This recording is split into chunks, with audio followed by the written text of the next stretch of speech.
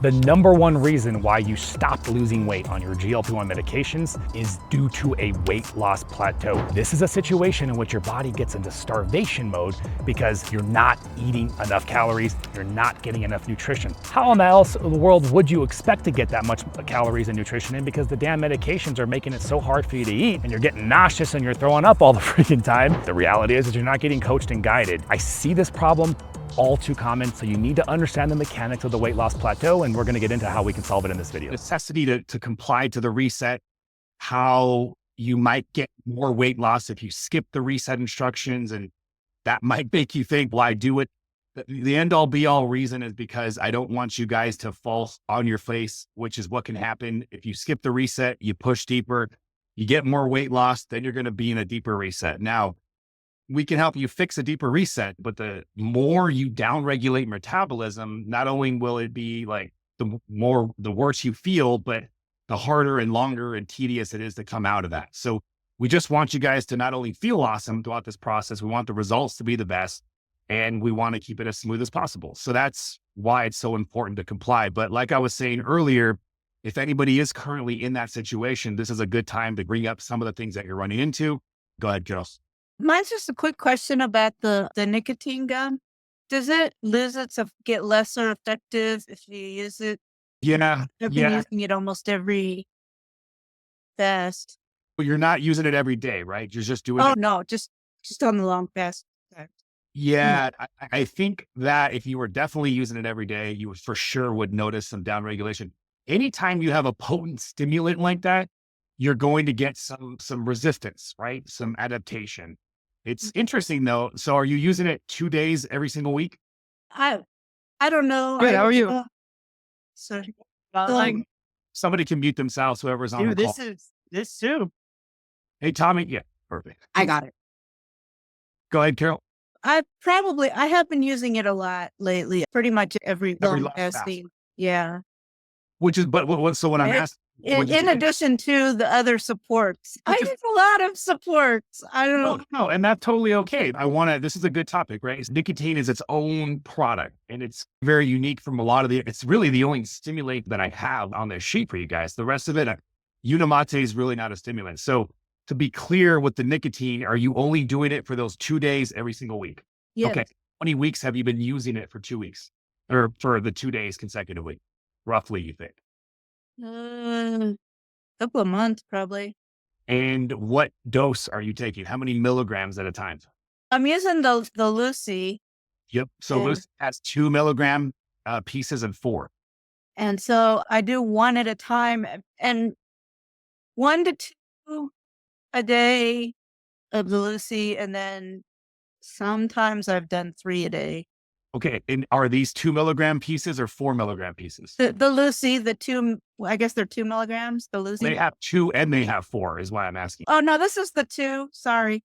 Okay. No, for sure. When you said 3 of the 4 milligram, I was like, okay, that's pretty high. Okay.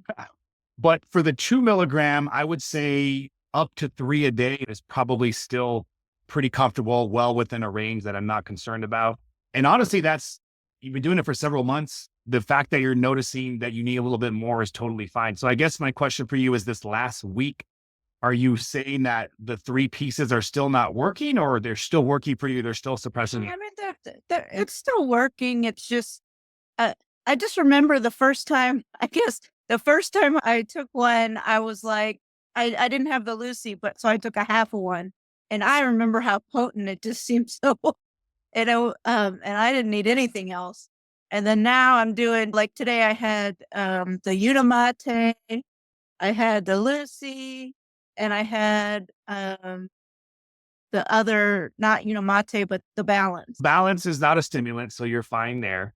But yeah, remember, you are using... Now I am ADHD, so stimulants don't affect me. They actually affect me different than a regular person. Yeah, the fact that you're able to even get into the 48-hour fast with what you have going on, I wouldn't stress or worry or feel concerned that you're using these various aids. That's exactly why these aids are here, because I don't think you'd be able to do what you're doing and lose the weight that you're losing if you weren't doing this. I would say though, don't go past 3 pieces a day for those 2 days per week.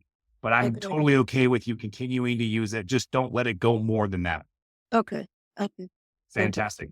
Thank you. Was there a couple people you said, Ceci, about the reset? Let me pull that open here. Yes, Miss Wendy and Natalie is on one as well. Miss Anna is on one, but we discussed today she went into a long fast, but we were still working on her calorie intake to go up. She did kill it with, I think, 62 hours, Miss Anna. Nice. That's I awesome. think 63. That's freaking great. That's freaking great. So was there anybody that had, before I move on topics, anybody that had any issues with the resets? Since we were talking about that, I want to cover any topics with issues with the reset. Melody said, I've never been on a reset, but I'm still losing weight each week. Are you seeing that I need to do a reset? No, Melody, I'm not. A reset is a tool. It's a solution to a problem. If the problem doesn't exist, then you don't need to do it. So at the beginning of the program, this is where we establish whether or not you need to do a reset. And then some of you guys will need to do a reset in the middle of the program if your weight loss starts to drop. So remember, guys, 1 to 1.5% of body weight loss per week is what I like to see. But that's 1 to 1.5% while you're weight training as well. Keep that in mind, because if you're not weight training, the scale goes up. You lose weight faster, and that could look really good, but that's actually problematic. So I want to see you losing 1 to 1.5% while you're doing weight training to protect the muscle mass. If it starts to drop below 1%, if it's 1 week, don't freak out. 2 weeks of less than 1% of body weight loss per week, still officially in a reset, even though I did a long fast. Oh yeah, Anna, we just mentioned that. And we don't want you doing long fasting if you're in a reset. Is that a little bit more? I know.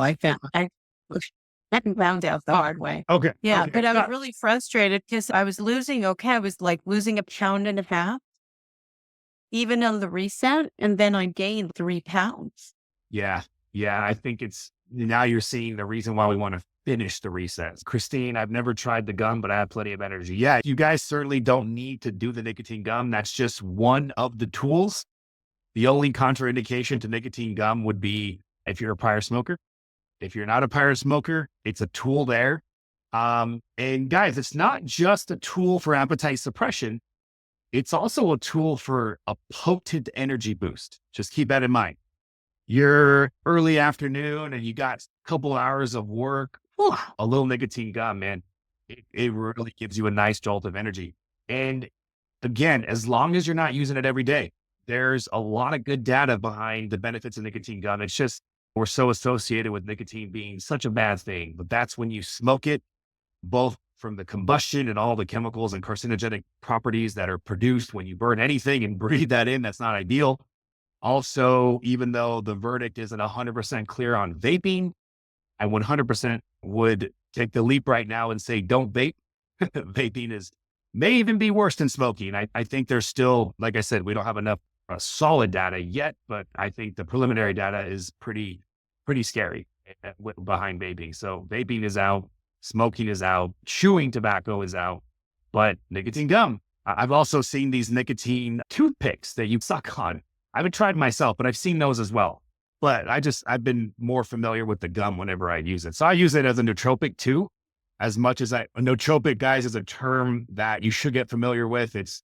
Nootropic means brain lifting, brain enhancing. A lot of folks in the optimization space are always looking for the latest and greatest nootropics for improved productivity, especially if you do a lot of mental work. And yeah, nicotine gum can be a pretty potent nootropic as well. It's pretty nice too. Mate has a nootropic effect. You may or may not notice that. So does tesofensine, which is a medication. Obviously, you guys are familiar with that one. We use it for appetite suppression, but tesofensine also has a nice nootropic effect as well.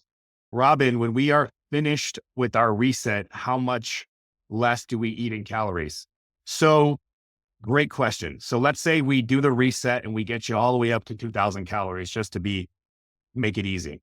The idea is you keep eating 2,000 calories every single day, guys. And so this is really important to understand. We are changing the way weight loss happens. Weight loss is so traditionally associated with a continual caloric deficit, right? Like I eat less every single day. I'm in a daily caloric deficit. That's how I lose weight. But that's not what we're doing with FLOA. Some of you end up doing that against the advice, and the GLP-1s are so amazing. But the individuals, you guys that are really executing this, really following this, if you want to optimize your results, what you want to do is you want to increase your long weekly fast all the way up to 48 hours, however many weeks it takes you to get there. But the idea here is if you found out that 2,000 calories is what you're at, your TEE, and usually it's a little bit more than 2,000, but we'll just say 2,000. So you want to keep eating 2,000 every single day, all 7 days. But then once you hit your first 24-hour fast, now you have 2,000 calories on 6 days. And then every single week, you're increasing that 24-hour fast till you get to 2 days. And so now you have a singular 2-day, 48 hours roughly, where you're not eating. And then you have 5 more days where you're getting 2,000 calories. And so that's how we are doing. If you do it that way, you're accomplishing a lot. You are getting all the hormetic benefits of that long fast. There's so many benefits of them. The massive reduction in insulin, the reduction in inflammation via cellular autophagy, the reduction of ketone bodies and increasing fat adaptation and metabolic flexibility, the increases in growth hormone, the cognitive boosting effects, the anti-aging effects, and yes, there's anti-cancerous. There's changes in your genome. There's a lot that happens with deep fasting. So we're getting all that benefit just in addition to the caloric restriction. So you could not do the fast, the old school method, and have a couple hundred calories over the 7 days. And in the same scenario, lose the same amount of weight, but you're not going to get all the amazing benefits of that 48-hour fast. And then how do we prevent a plateau from happening again? Hopefully now you understand the reason why you plateaued to begin with. The reason why the metabolism slowed down and you went into starvation mode is because you were in a caloric deficit every day. So what's unique about doing it like this is we're hitting the body with a really hard fast, but then we balance that fast with the feast. The next 5 days are a feast. I would rather you overeat a couple hundred calories on those days, because it's like a reverse signal to your body that says, oh, wow, that was a short-term danger, but everything's good now. And then bam, short-term danger, and then everything's good now. That's the secret to what we're doing with FLOA. And that's why I've noticed, because I used to manage gyms and do the daily caloric deficit thing for thousands of clients in the gym setting, many people would hit plateaus and we just thought that's just what it was. But what I've noticed now is I have a much lower percentage of creating plateaus in individuals who are partitioning their calories in this format. And so this is really important to understand, because now we're really laying into the foundation of fixing the hormones, which is setting you up for long-term success. But we're also getting the caloric deficit that we need to drop the body fat. And we're not so dependent upon exercise and all this kind of stuff. So let me know if that makes sense, guys. We're on the topic. I want to keep the questions to this topic before we move on. 4 weeks of no weight loss. So yes, 4 weeks of no weight loss is absolutely a warrant for a reset. 2 weeks is really enough for us to say, hey, let's fix this. Absolutely anything more than 2 weeks of no weight loss, you should be trying to figure it out if you're a student or working with us if you're a warrior. Sarah, I fasted for 44 hours this week and I'm up 1.5 pounds. So Sarah, it sounds like you are in some sort of plateau. Ceci, is Sarah a warrior and are you guys working on? Yeah, I just sent you a message. Perfect. On the chat on here, sorry.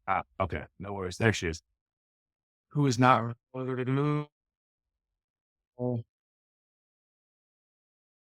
Sarah, do you want to jump in? Do you have any particular questions for us right now that I can dive into for you to help you with this reset?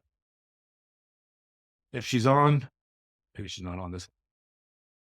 Okay, no worries. We can, Cecilia, if we need to. Might be trying to. Yeah, I am. Sorry. I just couldn't figure out how to unmute.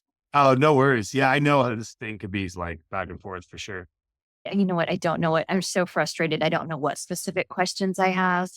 I actually just dropped, I think I was at 7.5 milligrams on my tirzepatide, and I just dropped down to 5 this week because I thought maybe that was part of the problem. Can't receptors it's taken me a year and a half to lose 30 pounds. Yeah. Yes, receptors can get burnt out is one way to think of it. But if they are burnt out, generally speaking, as you decrease the medication, you're going to gain weight, generally speaking. Yes, that might be the long-term solution, like a reset. but you have to realize that cranking things down so that you can resensitize might produce short-term weight gain. Okay. Just, I mean, I just did it yesterday, so I don't think that's the culprit. And I exercise a lot. I'm a group fitness instructor. I lift, I exercise, I do all that stuff. I think, so if you're an instructor, that means you are burning a tremendous amount of calories. Yeah, usually my Apple Watch, a low day is like 750. So my guess is you are significantly under eating, because if you're burning 700 on top of your TEE, you should be eating 25 to 2,800 calories a day. Yep. I'm definitely not doing that. Yeah. So I feel very confident, especially now that you mentioned that you're burning that much more than your average person. This is why you're not budging. Okay. There's nothing like no peptide, no hormone. I shouldn't say nothing, but there's very few things that are going to fix that. Your body is just thinking, I'm starving. So we have to get you out of that. And so you got the warrior. And if you need to get on a private call with me because it's not working with Ceci, no problem. Just let her know and we'll get you set up with me. But that's what I can tell you is happening right now is you're Okay. way too much and your body's just not letting go. It's trying to stay alive. Okay. Cool. Thank you. Yeah, of course. Let's see. Natalie, I'm missing my long fast and all the benefits on the reset and still confused why I was put on it since I didn't hit a plateau. Great question, Natalie. The need for a reset is to fix a plateau, but a plateau is not always the very clear, I was losing weight and I stopped, right? That's a clear plateau. We can all think with that. Okay, perfect. So we can all think with that sort of plateau, but there's a totally different kind of plateau, which a lot of you is hard to think with, right? The other kind of plateau, we can call it the hidden plateau, was we make you count your calories and we find out that you've been under eating for such a long period of time that you never even realized you were under eating, right? That's the hidden one.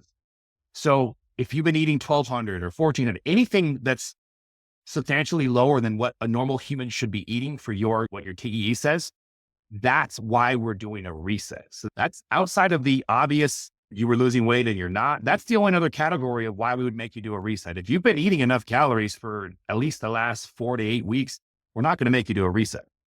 So Natalie, does that make sense? Do you have any follow-up kind of comments on that? Are you still confused as to why we're making you do the reset? If you're on, I think you are because you commented. No worries, Natalie. We can keep working with you after this if you have any. Okay, perfect. I know it's frustrating, Natalie. I know, but I promise it's going to be worth it when you get through it.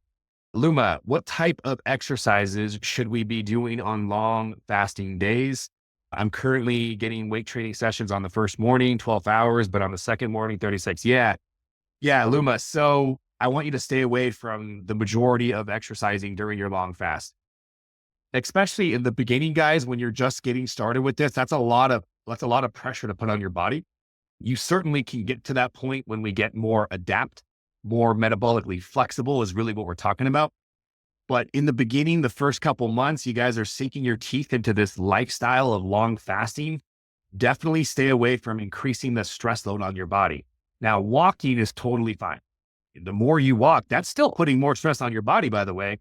You will feel different if you do a bunch of walking during your 48-hour fast versus not. But it's an acceptable stress because all you're doing is slightly increasing the fat oxidation demand, which is totally fine. That's what we want to do. We want to oxidize fat. If you're watching these clips from my coaching calls and wishing you can be part of the team, I'll put a link in the description, but we have thousands of individuals who are kicking ass using microdose intermittent use protocols and implementing sustainable lifestyle strategies, guys. Click that link, fill out your information. Now back to the show. But once you start putting a demand on your glycolytic system, which is your carb burning system, and you don't have any carbs because you're in the middle of a long fast, now you're asking your body to do a totally different thing.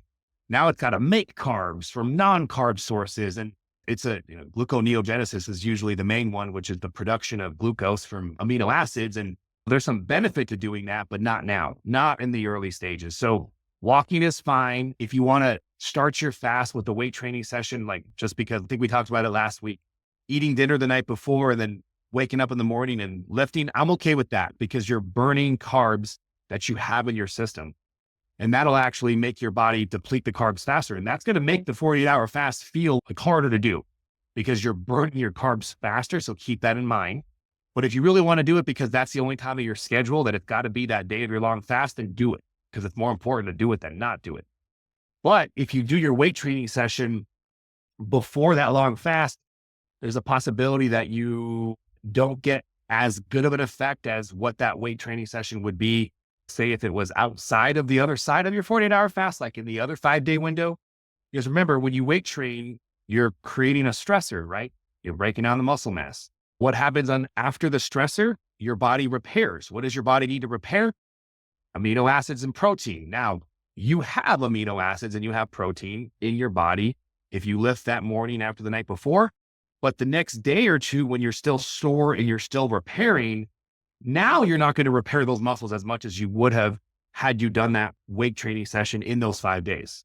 So the takeaway is, if that's the only day you can lift at the beginning of your long fast, then so be it. I'll take that over skipping. But ideally, in a perfect world scenario, you do your 2-day fast, you break your fast, a full 24-hour, and then you have 4 days to play with to get your weight training in. And I know that's perfect execution. It doesn't need to be perfect, but I'm giving you guys the best case, and like the secondary, I'll take it. Yeah, let's see. Got a couple questions coming in. Carol, I'm at 6 months. Should I start exercising during the long fast? So Carol, if you are still getting 1 to 1.5% of body weight loss per week, I wouldn't make dramatic changes. But remember, guys, a couple months into the program, you want to start introducing flow fasting variability. That's where you, once a month, you switch your long fast up to something different. So you're doing that a couple months into the program just to keep your metabolism on its toes so that you don't adapt to the standard 48 once per week. That's just one thing to keep in mind. If you've already done that and you're looking to implement another strategy to keep your body on its toes, I'm all for being proactive and rather than reactive, right? Oh, my body's resisting, I got to fix it. We can be proactive and potentially prevent it by introducing a new stimulus here and there. If you're feeling good, Carol, you don't feel stressed, you're losing weight, yeah, we can add another layer to this and start exercising during your long fasting. Just take it easy and realize that the intensity of the exercise is the variable that you're looking at here. Something really high intense like burpees or some sort of circuit style, like that's a really high glycolytic demanding exercise versus weight training, which is semi-hard, but weight training is not nearly as hard as something like that. So you got to play with the different levels of intensity, and then overall just take it easy as you start to challenge your body that way. And don't get frustrated if you can't fast as long because you're introducing exercise at the beginning. That really does make it more challenging. Melanie, I'm in the boat of not eating enough calories. I should increase a couple hundred a week until I hit my goal. 1,800 seems like a lot. It's mentally hard. So Melanie, if you're not in a plateau, but you're realizing, wow, I'm not eating enough on my non-long fasting days, you are getting your 48-hour fast. You're losing weight every week. There's no sign of a plateau, but you realize on those 5 days, you're not eating enough. Absolutely. You should start increasing your calories. Make sure you're weight training though, because what's going to happen if you are, like I said, losing weight, you're doing your fast, as you increase calories on those 5 days, if you're weight training and some of those calories are coming from protein, you have enough protein, you should start to build some muscle in that scenario. Or at least you're going to protect the muscle mass loss that you were experiencing before. So don't freak out if you do this. If the weekly rate slows down, just let us know. And then we pay attention to your strength, pay attention to your body. And we want to make sure that if the weight loss slows down, but it's still at a good rate, then you probably were losing more muscle mass than you should have.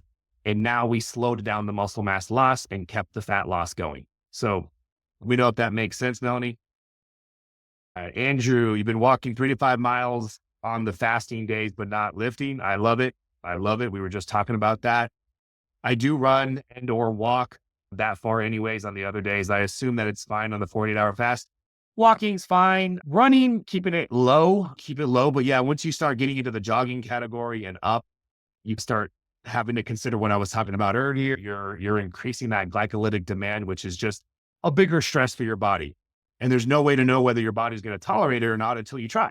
So of course you might be able to tolerate it. And I know you're very cognizant of your body, Andrew. So if you want to run that test and let us know how you do, totally fine. But generally I would just tell most people to avoid it just because they may not be able to effectively interpret how their body's reacting.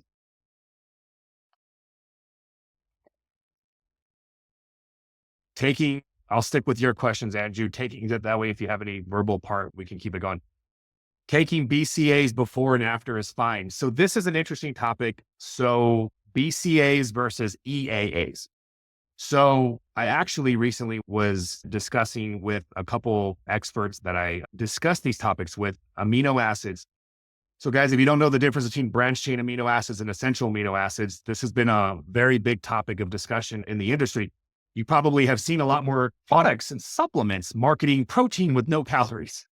I hate when they do that because it's bullshit. But what they're saying is they're just selling you a very expensive essential amino acid product because by definition, if you have all essential amino acids, that's what you need to build muscle mass.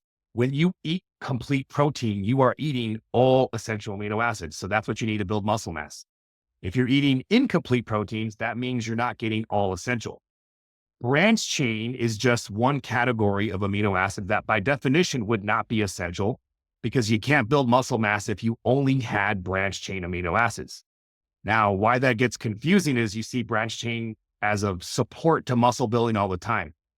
It's a support because branched chains cause a very powerful insulin spiking effect.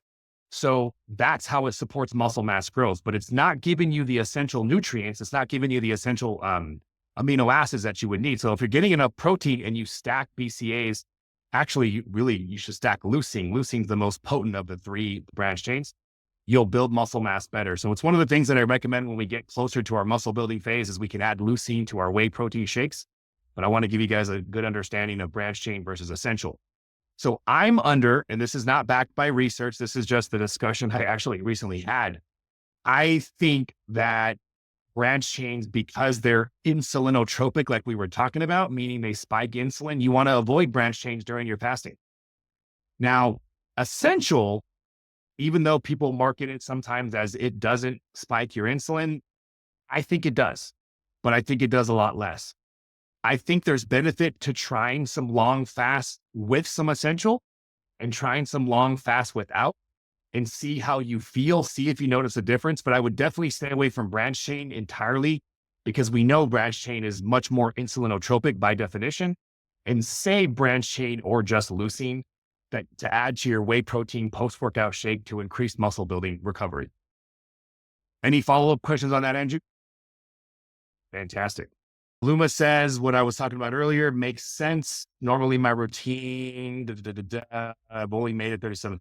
Yeah, so keep it up, Luma. You're making good progress. 37 is great. Just keep slowly pushing that week by week. Tony, if I'm doing a 16-8 or an 18-6 and I lift in the morning and still eating later. Yep, we have a good video on that topic last week, which is your morning workout, eating, and starting your fast. So if you want more information on that, Tony, check out last week's video. And Christine started creatine. Guys, I'm a big fan of creatine. I'm going to add creatine to the essential supplements.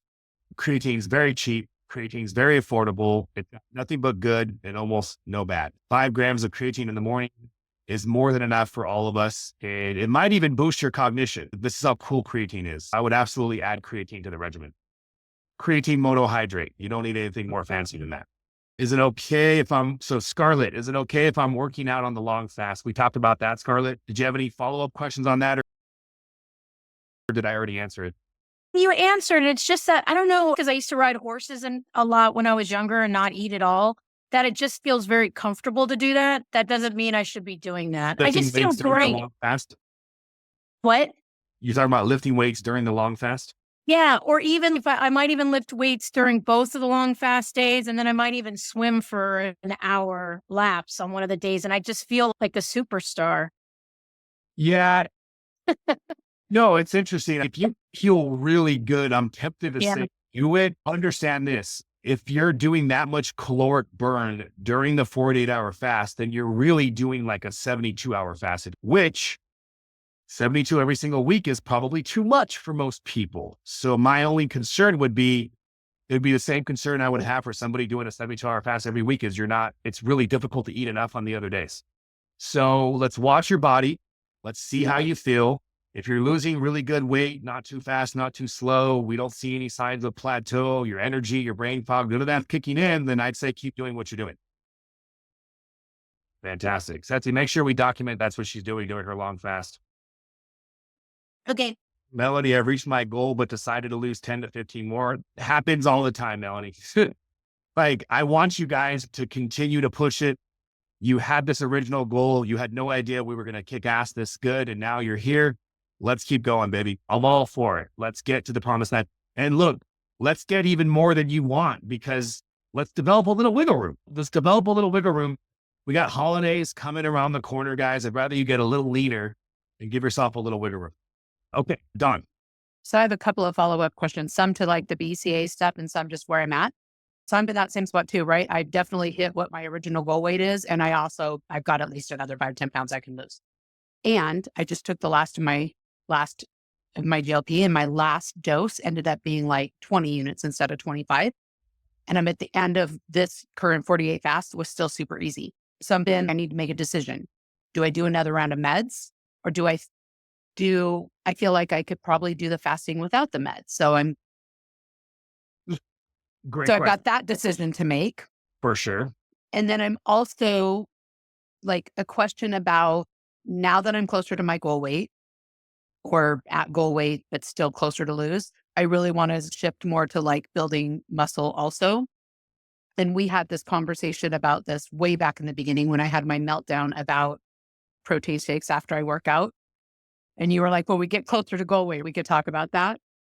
And understanding that it breaks a fast, is this something I can shift to now? Because I want to focus more on like body composition or recomping and building muscle and getting in this lean phase, which is also the BCA thing. Because I used to always do like a BCAA drink that I would drink while I was lifting, and then a shake when I got back from the gym, knowing that I would break a fast. Is that acceptable now?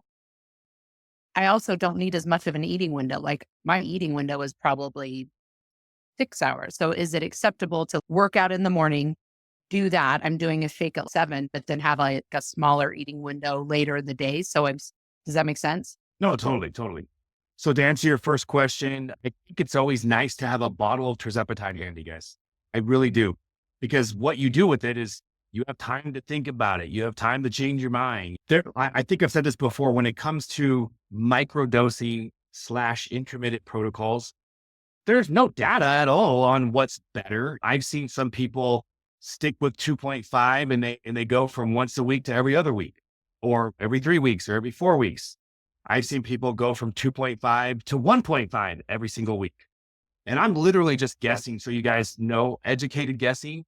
For myself, I can tell you guys, I personally like the idea of staying on a dose that I feel strong enough, but using it like every 2 to 3 weeks. For me personally, what it does is it allows me to slip back into reality, observe myself as, whoa, because fiance will tell me, you're looking pretty ravenous. And I'm like, interesting. But then she'll see it. And so it's cool to her tell me what she sees, and I'm like seeing it myself. And then I'll get that 1 week of tirzepatide, and it's just like, whoa, I see the difference. So it allows me to learn. It allows me to mentally separate myself from my body and see the difference. And I think I'm gaining more control by doing that. This is just I'm on this journey with you guys.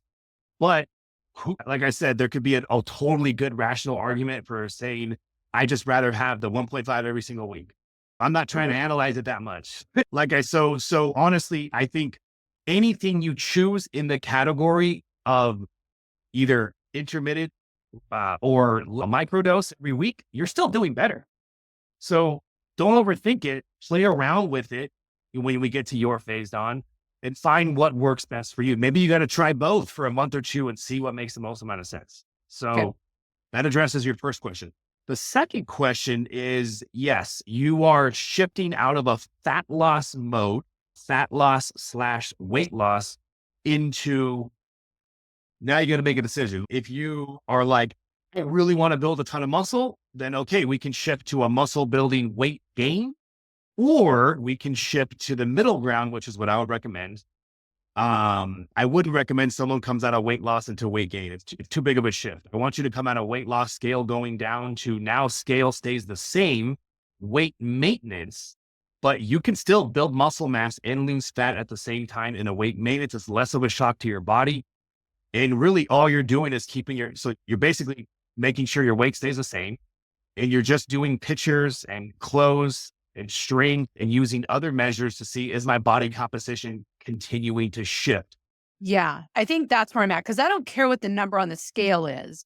And I've been in this place before where the number hasn't shifted so much, or sometimes it might still drop, but I can still see that I'm getting leaner, like the belly's still going down. But that's where I would like to be. It's not the number on the scale. I still would like to accomplish more leanness, but I want it to be it's the muscle building now. That's what I'm. Yep. And so this is where you start making some small changes. Like, you should still be doing fasting. Like, a lot of the stuff you're still doing that you did in the weight loss, but some of the changes is you could decrease the weekly fasting window, or you could decrease the frequency, which is what I talk about too. So every other week, you start increasing your protein intake a little bit. You start cycling your carbohydrates. Now carbs are a little bit more effective for you, but you can go maybe even higher carb days, medium high carb days on your lifting days. But you can still stay lean or even get leaner by having days where you go back to that old school. I'm fasting, I'm keto. That's my fat loss days. So really, you go from fat loss throughout the week to I have fat loss days and I have muscle building days. As opposed to if you just said, I want to massively build muscle, then we would do 7 days of massive muscle building, but you get my point. So Yeah. not a lot of changes, but a few. The post-workout shake is another huge one. And if you put a request in for that, I can do that video topic next week. But there's a whole sort of post-workout. I think I did a TikTok video once, but I probably do one at FLOA University. The ideal post-workout shake really quickly has your whey protein, but then you can add digestive enzymes and leucine and a little bit of carbs. Which my shakes have digestive enzymes in them. I get them ordered that way from the company I get them from. Good. So then really just adding some high glycemic carbs like bananas, some ripe bananas, and then adding some leucine to really spike the insulin. But okay, cool. If you guys enjoyed watching this video, then you guys are going to want to check this one out. I take a deep dive into fasting and overall lasting weight loss strategies utilizing these GLP-1 medications in the best format, microdosing intermittent usage. Check that out, guys. We'll see you later.